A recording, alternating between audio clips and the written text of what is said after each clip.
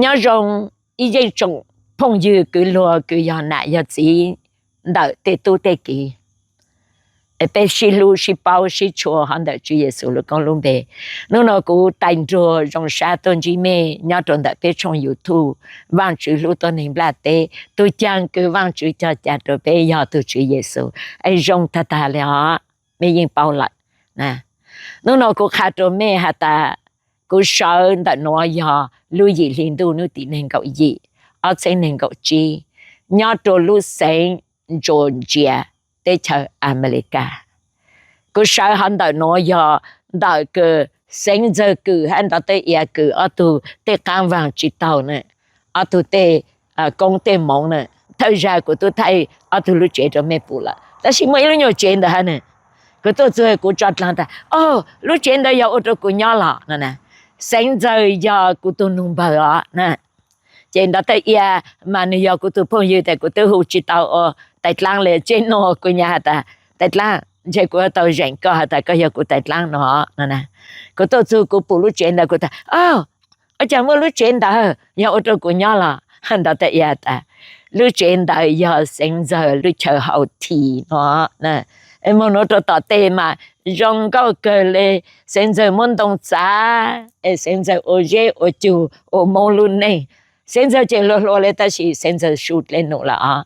哎，个看着咩哈哒，那侬要个上的啊，都得刚完知道，得侬要啊都得讲忙，按到很多地方得有嘞我忘记咗，得侬要讲忙论的忘记是，但是侬要个上叫咩，论之民哟，真的能够从一般能够上个背哈哒，民哟要。công mong lưu hành đại văn chữ từ tối nay cứ mua mình nhỏ thầu này chuyện lo mà rong gạo lại cứ như tổ tranh tề số thầu này sợ tăng mình tiền chơi mua này trả yên vô nè mình nhỏ mà rong thật chứ gì lo ôi lên nè mà chỉ mua lên từ giờ bao tàu chú kế cái mình nhỏ rong đã cho yêu là nè cứ từ nãy lo số mấy từ mình nhỏ cho cứ thầu mua ở xong mà các bộ các tụi mình nhau mà thầu các bộ tàu mà ni trong bộ hay nè ni lu cô lo các tên nó để chỉ nhang chỉ nhau cho các lên nè cô cha lấy bao tại mẹ cháu anh à mẹ tụi mình nhau mẹ bộ ở trong sáng bảo đi chăng cho ở trên cầu bao lui chăng hình tu bên một trong sáng làm sự sống bây giờ là mỗi tụi mình nhau cái anh là chỉ giờ chỉ sự sống ở tu chỉ cái yêu linh nã giờ mà thà chỉ giờ bây giờ chính giờ trong tu vang giờ cũng chỉ là cái tìm bờ nè để bây giờ chính giờ nó từ mỗi ít nhiều tu một bây xong đầu nè phụ thấy cũ để cho lên ta là lúc khởi cầu cũ nè để cũ sáng chỉ thông ở nhà tụi mình nó change về biết hả từ cũ nô nè ta chỉ change lên rồi giờ bé bao cao sữa có chỉ bao bé nè để cũ nô nè giờ trong tuần sai cũ ta bé cũ change hai mà但是tụi mình chỉ tao bớt lo cũ nô tao căng tôi chun vô hú lúc trong sáng lang lu nè chỉ khi là họ trong nó cũng lúc số sự để tôi này trong này trong chị này thay li pin lên để này nã này chỉ chọn chỉ thao này chỉ thay tao ổn định để này chỉ lúc số để này tôi lúc khởi của ta này nã lúc số này nã ta này nói có lúc số này ở đây có nè này lúc số vô để này khởi cao của để này say vô lại chẳng sai lại tao khởi của nó để này chỉ là để nó tôi để cũng không là này khởi cao nó này chọn cao của ta mà này po tụi mình nhớ để rong cao lại cái cô po cô tại lộ tụi nhỏ tụi yên cái mất rồi cô nè tụi vào chuyện nó mà rong ta này bao dạng cái bé tụi giang tụi vô này sang gì rồi có bé một cái thằng yên cái rong sa tụi mình nhỏ này chỉ thay lúc rồi này chỉ ta này phụ con mà này sang lộ lại có cho con xin nè này hát cho con ta I saw you in TV I saw you in TV này một cô ở tại TV bé một lúc trong sáng lang cho lôi trong nó mà cho lôi trong lì trong cú rong sa chẳng bờ giờ cho thôi cho luôn đó nữa của tôi hà lại mềm mại lên một nó ta chỉ tôi giờ cứ sư sinh tuột thọ này hà cho phong dư cứ du này cho đó trong lì trong của hà chỉ thằng bố suốt lời mà sa si du ta lẽ nè thao lên đó cho lùa cứ giờ cho muốn nói nhau câu gì xong họ cho sau cho lùa tôi là bố cụ mà sa say cho lùa ta hà bố cụ suốt lời thon ru cụ thay lùa ta lệ ta chỉ cho nhiều cứ thon ru cụ thay lùa trong trang bờ giờ cho cậu ở xong cho cậu bé xong nè mà cô rồi sai bố thế nhớ tuần gì luôn sai bố thế không mò bố tôi chỉ cho trái ha bố như chỉ trái luôn mong là cho nó nè但是对tôi bố家luôn có nhiều để thọ nhiều để tôi bố thọ cho cái sai bố luôn bằng ha gì luôn thật thật em nhớ mà giờ thọ có sai trong đó nó không mò mà gì luôn thật thật lên à em vang chữ yên bố cho bé mò luôn không mò còn gì luôn cô trả lại hạt cho mẹ ta thọ cô có cô chỉ碰到路哎，cô只应去当到过一下，但是我讲过他们觉得他cô见到过在唱到过了好么，公家大家就应看的，领导领只要晒了好么了，得引导知道了，啊哎，面如果晒叫民谣个往去摸着过，过下着过叫民谣下的，头做长做长往去叫面难没时间，头。要来要做，我就在没拿没自做，头我就问做到了到后，我就叫了这个，我还来弄没都来拿的，人做别来嘛都来做的，干嘛来做好？哎，我还来弄的工作，我叫民谣，想梦做就只叫找想，你那我叫民谣，但么找想，只叫找想。找叫阿想入热了啊！但是我也真就没有阿贝读书，没有阿贝读书呢，我就没打路呢，不得弄来个是话种么哎个，是话种人接不到民谣做那是接了一那当不得做个啊呢，只当然都是我都在当主力的，别就在有到点有都么那个像一个跑是了别你的路嘿。nhân rồi yêu tao tết tu mua áp bồi cho chỉ跑nè em mà chỉ cho cái mấy tết tu ta nụ ta chữ em lu ở cô tu mấy tết tu một dù còn bỏ em luôn cả luôn rằng nhận được cô lo ta chỉ muốn tao ra mà mình dùng cô muốn lu còn lo cô đừng đừng mấy cho tu ở kia thì cô hay mấy chân sai nè để cô trả lại ta cho nên lên nào nó mà khát thùng phong bền cái này dùng mình nhổ cô rồi ta chỉ mình nhổ thâu thâu thì mình nhổ lọc cá lọc khâu ta chỉ cô nuôi mấy cho mình nhổ hạt ta em mình muốn dùng nè nè bữa tan dùng họ dùng thâu chạy plan ha thâu mò nè em mà cho phòng có một được cô sai mình nhổ lại tận đây lo lên đây à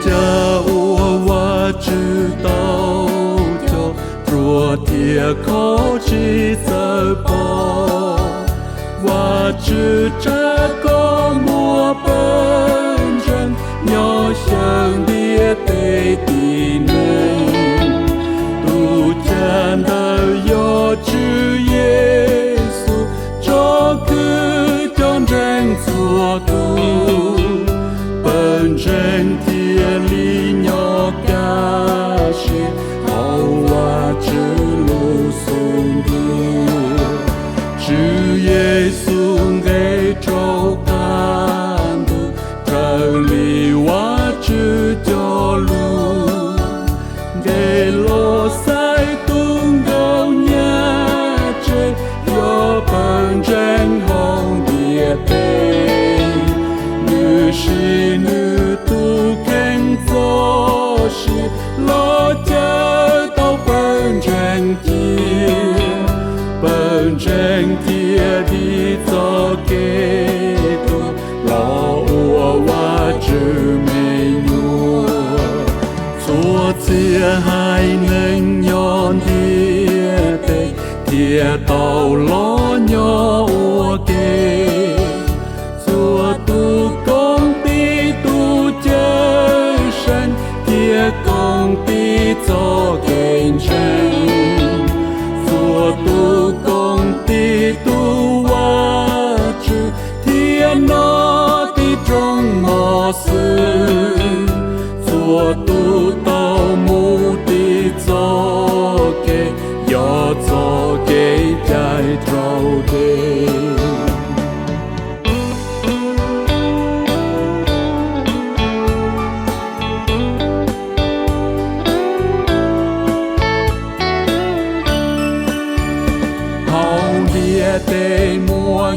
是年努莫给单子，也是多真话真，只有给这人的，为本真莫度这生，本真人有高人，路的得有崩和气，本真有鸟一次，本真我头哇子，有老老哇门子，有着哇只是中中，跌倒哇只公梦，哇只不讲真错人，莫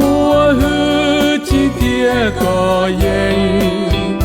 自用有着本真真，只嘎杂老鸟人。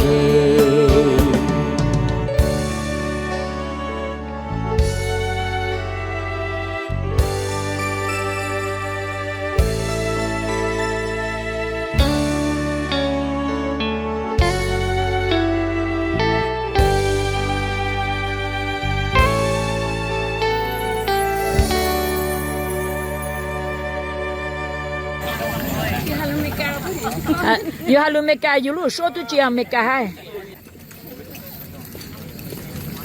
ว้ามาตุอยู่อาจะเปาเตสว้า beautiful monk good looking monk beautiful monk good looking monk โอ้ยฮอดเดจเมกาจิเปาเปเลลูนะโอ้ยาจิยาวันซู món em món và mẹ ơi giảm món rong ở loa liền và mẹ ơi giảm món rong ở loa liền và mẹ ơi giảm món à rong câu rong trâu cháu có tài luôn bé hạt rồi bé cho mình nhỏ hạt ta bé giờ món để bé giờ chuột tao nằm món dạ hả bố tôi lệ và ai mấy mà rong câu rong trâu hẹn dạ nhớ rong cô giờ món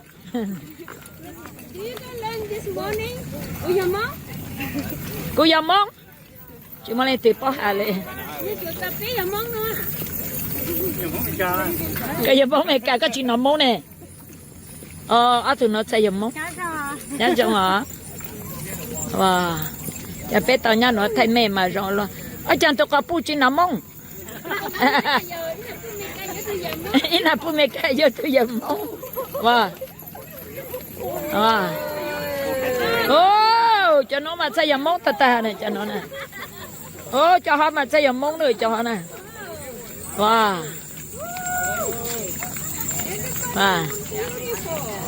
nè rong cao rong rau ta luôn bây giờ mình nhổ món nè ta lại ở nhà mẹ cả tên anh tao chồng bé chỉ nằm món lại ta chỉ mà nếu nó tao lại mai anh chơi tao bé chồng nó lại bé của mình nhổ nằm món lại nó bây giờ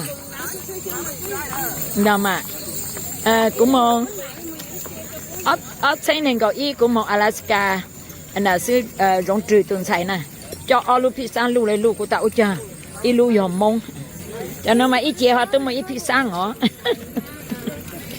yeah wow dạ cho xe tập của mẹ hả dạ ở chờ cái mong rong cơ ở đây hả dạ wow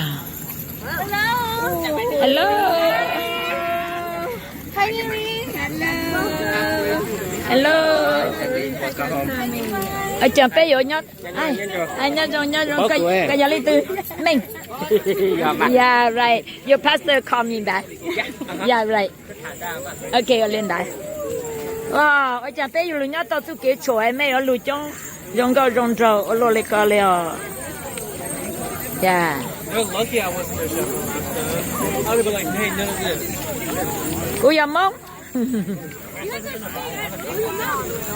วันนี้ป้าก็หาจังฮาลูเมกาลาพี่จะลูเมกาตุชิยอปจอnhớ cho cho xã nó chán chi mẹ và bên mà nắm món rong câu rong rau ở đây từ này chỉ nắm mà này chả tụt xã số yeah wow đây nằm món rong câu rong rau ở loa nhớ cho yeah sếp của mình chỉ lưu tà lên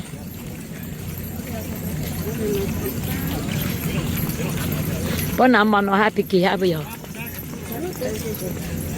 thì bữa tao cho chị thì cô nhà nhà bố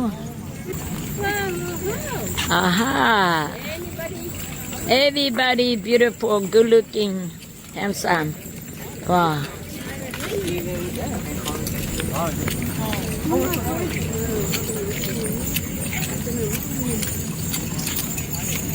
wow mung klơ wow cho nên giờ mong lu mong mì cà dạ dạ wow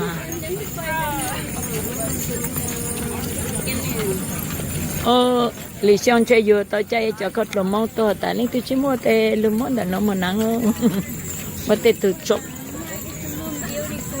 cho tê từ xin này cho yeah hello ba cha mẹ chị nào mong lò mong mẹ ca lò yeah yeah ôi tụi họ nã hao tụi mình ai họ nã hao và hay mấy bà rong rồi hả mấy mà nó mà bé cho nó vô tờ YouTube tăng lên được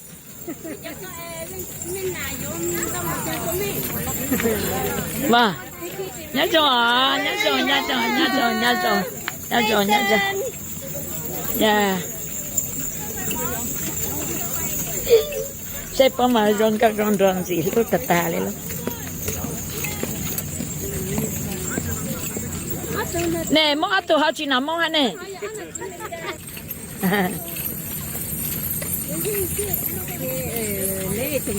wow nè wow bây giờ cắt lo mà rong cao tà lên rong cao lấy cái model show tà bao chế ít cháo to ít cháo to để tới nhá to chút kia mà lo chẳng chỉ bao nhát ta bé chỉ lấy nhá bé chỉ sáng thay bao cho tròn á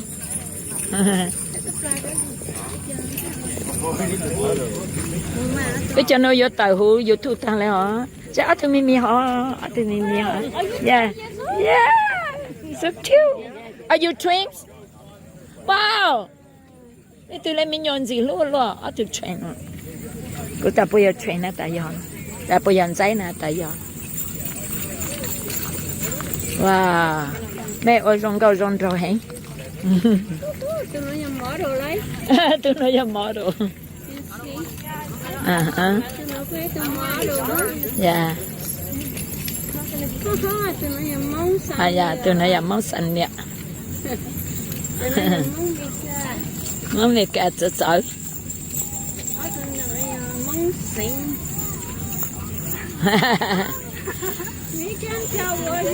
bé mà tao rong say mẹ mà rong say hẹn nhớ cho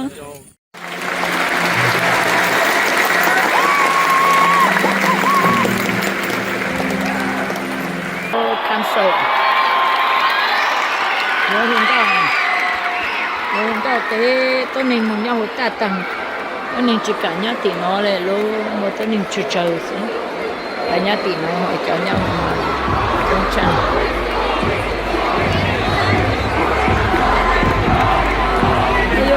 cho rồi mà mua rượu ta lên luôn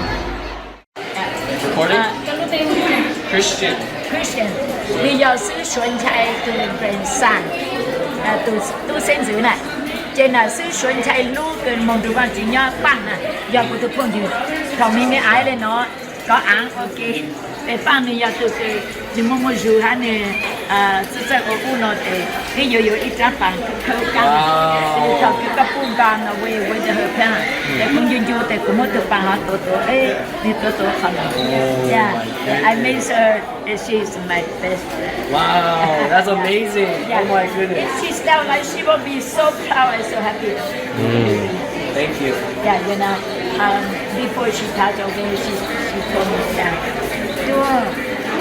you're single and you don't have anything that you worry. But for us, for somebody that had a family like that, when your children little, then you can take them to church. But when they grow up and they go to have their family, so every morning I have to come. Okay, coming to church, okay, coming to church, okay. When I go to church, then I have it in the front, but I have to turn back to see if they come or not. Turn back to see. So people might think, oh, that's lady. Why she's not so still? And she just turn away the back. And when she passed away, maybe probably your auntie, they call me like they say, our mother gone home. So we would like you to sing a song or say something on the phone. So I told that story. I said, your mom told me that when the children is small, then you can take them to church. And when they grow up, they have their own family. So each morning, she had to call each one by one, say, coming to church, okay? Coming to church. When she go to the front, then she turn around. My children come along. So now she go home. So now you have to go to church and they visit. So I know that she's young, she will be so proud. Thank you so much. God bless you. Bây giờ là bằng có yang ở từ tuần sai là bằng có giờ của từ giờ lâu tuần sai chỉ bây giờ một tí các phụ nữ bên này gì bên mông gì mỗi chuyện mông mình cao phết chưa chỉ chơi hàng lùm mông nè chỉ giờ mông nè này giờ mông nè chỉ sáng còn nè hàng lùm mông you know that your father really want you and your brother to mông nè cần nói nhắc cho thằng cô này nhắc cho này lúc trẻ cần con lúc trẻ thằng cô tới mỗi giờ sư phụ cần là lúc trẻ cần là trong này tới mỗi giờ sư phụ cần là lúc trẻ cần là trong này à xin nói như vậy là thằng cô để mình han sư chẳng tư vị từng xài ở thủ đô nó trong xã làm nó xin tôi ôn nó còn chẳng tư vị từng xài từng ban cho nó nó mò nên là xong đó là các bác ta của từng xài có thể con này tôi này chứ trong phụ phụ chỉ bác của mình xài của tôi nó cũng xài nên cũng từ nó ôi đã nhau hẳn đấy để tao đi thẳng rồi nên chỉ bác hà lùm mong cái gì nhà mong nên chỉ là bằng hóa yang mà bác tôi nên tôi bác chỉ xài hà lùm mong Any of you think about want to go to Bible college in the future? This is Tokofo Bible College. And this is my knee. Yeah. Yeah. Okay. So now you can show them tell. You guys interested in college? What age group are we looking at? Yeah, they're from Alaska.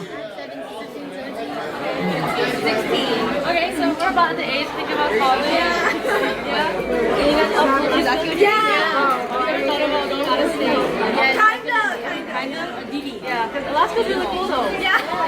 It's really good there. It's really nice. Have you ever visited? No, but I know someone from Alaska. Oh, okay. Yeah, she's from Alaska. She just graduated. Is it? Wait, do you know Brittany? Yeah, that's my cousin. She just graduated. Yeah. She's literally my cousin. Yeah, I know. She literally graduated recently with Timothy, right? Oh, you didn't go? No, I didn't. Oh, I'll let her know if I saw you though. Really, let her show me a little. Oh my goodness. That's so crazy. But yeah, you guys heard about Bible college. It is expensive. Oh, beautiful, beautiful. Nhớ tao mà vợ cái nhớ tao hả? Yeah. Yeah. Mẹ, vợ hú lý chăng? Zaya. Zaya. Okay. Yeah. Nói giờ nhớ lì trong grandchildren, nhớ lì trong xa. Trong grandchildren họ nhớ lì tương xài. Yeah. Hey, right there. Hey. Yeah. Hi. Miss Hannah. Yeah, or Hannah. Gang Yeah. Lee. Gang Lee. Lee. Hezekiah or Hussein. Ah. And then Camila or Okay. Gang Nu. Giao nữ. Yeah. Wow. So wonderful. Gang Nu, Gang Nu. Yeah, John Hay. Em bảo cái giao xịn là gì? Mẫu Yang à? Màu giang là? Dạ. Này từ từ tu. Chữ Ying. On chữ dành dạ. Wow. Oh, If oh, you oh, want to, I know. 會做西波啦。 Yeah, I know 男chữ dành. Yeah, that's Yeah, right, yeah. Ủa giờ đi nó cũng lên live đó. Dạ là mà nhắc của lại là mà. Dạ, I know. Okay. Mà chị phụ có một rong mèo ở trongนั้นđó. Okay. Yeah. Cái lúc bây hồ lý chả. Colombe số yang vàng. Là đang của lực họ của nó cái hà lù cái giờ tôi cứ sai sửa cho nó nè bây giờ. Dạ, Dạ. bây giờ tôi sẽ sửa cho cái ơi xin khác. Okay. Do you rather to speak more or English? Món English cho tao. Okay. Cho họ cũng sáng cho một khai của sáng tiệu. Okay. And do you mind that I show this to oversee Yeah. the church? Yeah, the show conference tao mà, over yeah, there. of course. Okay. The nói giờ họ bao còn món nhà lụ ở bên chỗ tên nó bây giờ. Dạ mà. Yeah. Sư sinh tổ của nè bây giờ. Dạ. Okay. Thì inu mẹ cho bố ô rồi ý rằng tên nó bố ô tao thì bố cho một chế. Dạ mà giá inu để bố y ô tao ở nhà bố thang xì bố ô sơi bố mua clay để họ ăn để lú bố ô để nhà từ bố cho một chế là xí. Okay. Yeah, nó mò của tôi lưu say mà bố ấy cho nhỏ tại ý cho nhỏ hủ trâu bố cho khổng rong cao hẹn.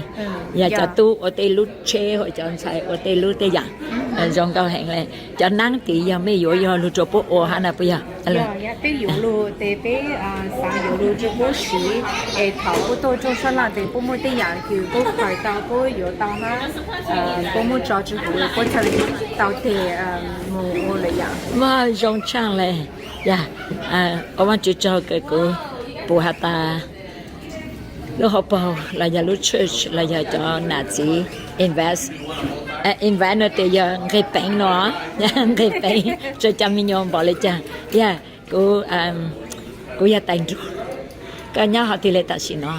Cô ta chỉ nói cô nhớ mà quá kỳ Wisconsin. Cái nhà mà quá kỳ Wisconsin, cái nhà này đấy chị. Cô là rằng sáng bằng. Là rằng sáng bằng, và tại cần rủ sư sinh tổ bố sĩ bán ở cho nó. Dạ, rồi hẹn là để nhau chủ sáng để chờ thì ưu tế mua để cho bao chuột họ nó là sơ nhẹ ở chỉ tao. Họ mua để cho chỉ bao lên. Để dạng để bố sáng ta nói mình nhớ ở sĩ để dạng để bố sáng ta nói kỳ thao chỉ mua nhà ở lên đây cô bố mẹ ở để dạng lên nói để bố sáng cho một khai cho để chọn trên sáng thì ưu hạt ta. Tên cái bệnh để dạng lên nó thì mình nhớ cho mùng mình nhớ khởi tàu cha vậy, thì lúc nào là họ làm mấy chuyện ô hả ta lúc nó bắt đầu đi khẩu mùng trong xã làng tên đó. Hai lúc bé mua sấu để King's Tribe để giờ bây giờ. Văn chữ cho mình nhớ. Để bố cho một chữ là bố dùng ngắn từ lúc trong xã làng ha văn chữ sĩ bây giờ nó bố làm bố dùng từ văn chữ cho tiếng luôn. Rong trang này.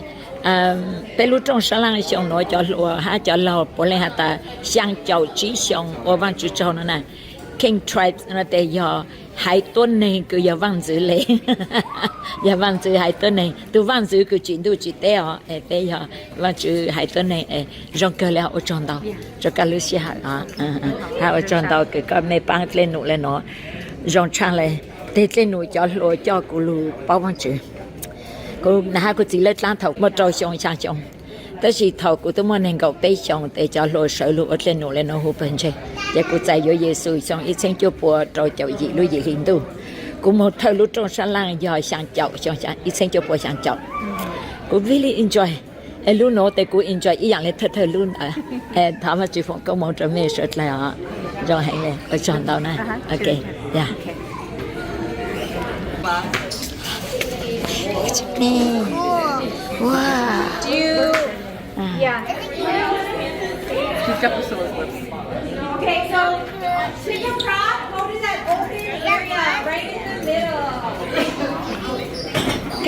Can you say your name again? What's your name? Eden. Eden. I want to do it. Eden. Hi, my name is Eden. Hi, Eden. Eden. Who's your parent? Who's your parent? Oh, that's your father. Who's your father?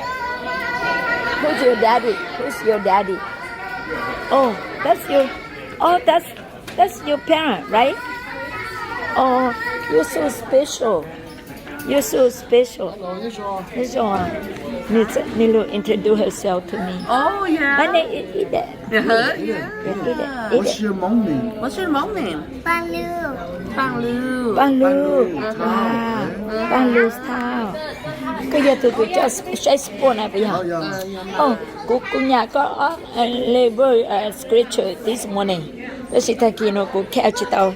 Cái bộ cả hai có scripture cứ hả ta. Anh giờ bằng là gì họ vẫn chịu lên nổ nè. I love your sport, your activity.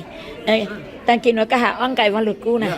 So this morning, Guache, in Psalms 150, right? Psalms, chapter 150. Cái văn cũ mà bây giờ cho ta có bé sĩ cho instruments, thôi à, khó mà chịu right? Chỉ trong verse cháu nè, cháu là chỉ là sĩ nhân tới số chứ, sĩ cháu breath, cái ba nè. Yeah, right. So that's thọ bé mong tra mong đâm ba mong jump ba bóng ba nè, bé tôi chú sao bảo cha. Bé tôi breathe bảo con á, bé giờ bé chỉ sĩ cho breath họ lu khó mà chịu, so thọ bé mong oxy là bé mong đâm ba là bé có sĩ họ là ý à. Okay. khó mà chịu. Amen. Cái lúc bé hồi chàng sư phụ.我知道是，那是个个这老做酒套， nhớ lúc rồi thì tôi. 要多的 Milwaukee， 多被你本身 abide Milwaukee。 cô khai có hả ta thầu cô cho nó tại cô mới có cho tại YouTube á, để tại YouTube khá nó. Yeah, okay. Là chỉ phụ có một chỗ. Mấy tụi mình xài mà sẽ có cái hội cái này. Yeah, cô nhà có ta kia nó cứ có hà chơi rượu cho họ hàng cái hà khảo vào được. Biết啥是 everything， biết有嘞。biết hoạt động rồi， biết养有证件了，biết养有吃饱了。Yeah. biết养还有放几个食物，有吃饱了。Amen, amen. Yeah, cô nói to family daughter này hả ta. Thọ biết thay tốt này là gì biết uống chuyện nó. Eta kia nó cô nói cái ta. Thọ biết là biết uống họ đây là gì biết uống chuyện. Nhà cái này ở trong đó hả? Là chỉ có một đồng. Okay, lên đây. Mà nó biết ở cái chạy trò chạy ta chạy biết vô ở Giêsu trong đó này. Hay. Sao lại từ nó chạy cho nó? Cho nó. Là số xong. Sư bạn cho nó thì giờ cho một ở Giêsu trong đó. Always see people over there, they don't see this. So cô thấy nó tại mình nhau hồi YouTube á. Thì nó giờ cho anh xài cái ô lên. Tại khi nó mới lên từ baptism. Anybody? You baptized today? You baptized today? My English. Okay. Yeah. Cho nên giờ có phải cho nó thì ít là vô Giêsu trong họ. Ở cha. Please grab one. If you guys have ever been baptized, please grab a communion cup. Yeah, please grab one if you guys ever been baptized. Quá ta. Giờ lấy từ ok cha trọt lên tại mỗi ilu. Oh, that's pretty good. Nice. What's that? Oh, Jesus. No. Oh, yeah, Jesus. I read. Okay, that's good.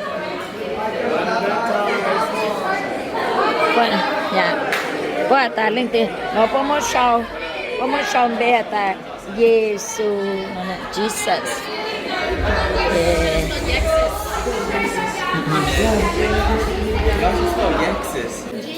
Dấu chén từ tu, giờ này nhà lao từ brand sản, anh khai của chỉ có mình mua họ là nhà lao ở từ khai của xã này, giờ văn gia từ nhà phụ đó. Xin sinh tuổi, mấy ô tô rồi hay à? 我帮你找色，我帮你找色哦。是小农类啊，你嘛就还要看啊。我想这里，我喜欢吃这个。要不点看到不要找到YouTube啊。呀，赶紧找，赶紧找。还有老早叫说人家赶紧找，赶紧找。哎，头发去广告都完了，OK。要叫说要不了就得不来。呀，就先，要得把去保障，谁不过一路人多到这样哟。我来拿带错，我个桥 OK，他们去广告。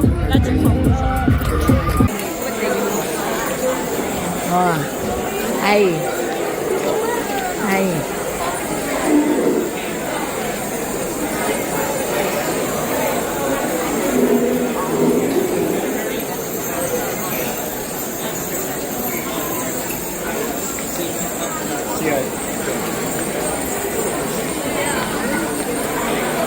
mà nói giờ mà cờ hay mà cờ nằm mong mà cờ nó nằm mong chỉ chống một lại thế nó mà nằm mong giờ lo tăng từ cho khách từ xí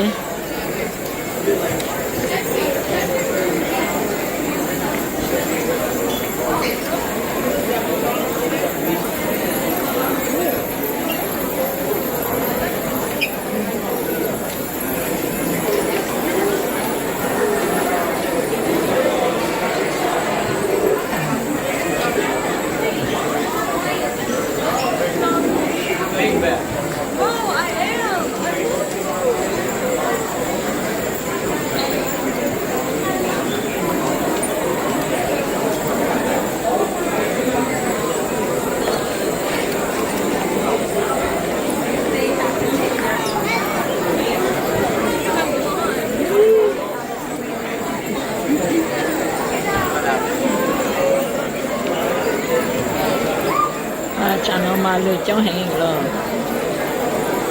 lười cháu hụt đá ơi lười tăng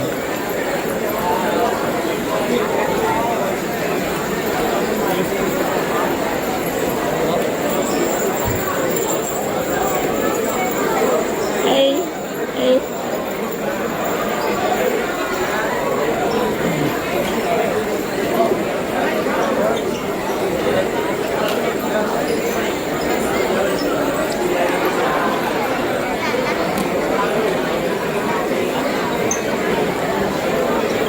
cha tao từ thay mà chỉ mét luôn cha mét chỉ làm mông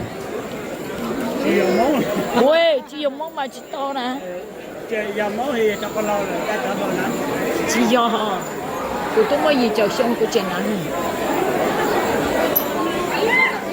chạy chỉ lưu rồi tốt là do trả tôi mà giờ mà bây giờ còn tại tới gì tại tốt là họ tê để trả lưu xí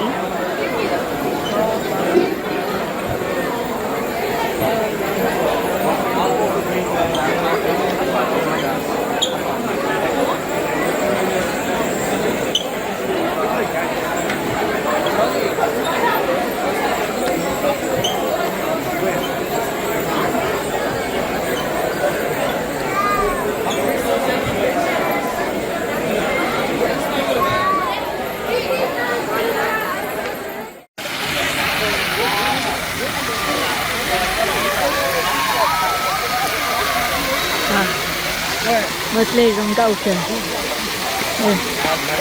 mất lê lên nói chọn tôi là tôi rong câu kìa tôi nói là tôi rong câu kìa dạ cái này ta tỏ thằng ở lưới chơi kè và chịu lừa tè lừa chứ cho lừa nhớ trên đợi lừa nhớ trên đợi tên nó chuyện chỉ tao sự tên một bữa có ý cho chuyện giống mừng đồng bằng ở sport tên đấy chị cho luôn thạch đó nữa lần đó cờ leo sẽ cho mình nhỏ nó mà rong sát cờ leo